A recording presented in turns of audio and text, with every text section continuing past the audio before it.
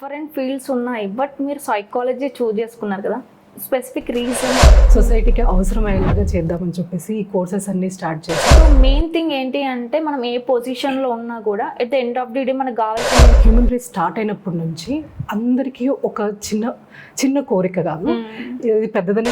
Age గ్యాప్తో సంబంధం లేకుండా డిప్రెషన్లోకి వెళ్ళిపోతున్నారు. సిచ్యువేషన్స్ ఏమై ఉంటాయి? ఎగ్జామ్ ఫెయిల్ అవ్వడం, కొందరు దాన్ని తీసుకోగలరు, కొందరు తీసుకోలేరు. అండ్ మన లైఫ్లో టీనేజ్ అనేది ఒక ఇంపార్టెంట్ రోల్. టీనేజ్ అన్నది అడాలసెన్స్ అంటాము.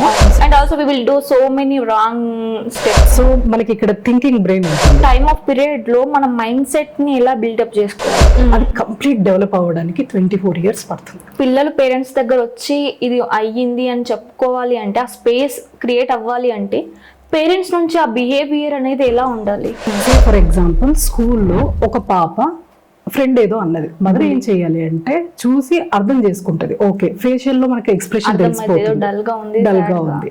సో ఆ టైంలో అప్రోచ్ అవ్వాల్సిన విధానం ఏంటంటే, హౌ వాజ్ యువర్ డే అంటే ఎలా ఉంది, ఏమైనా జరిగిందా.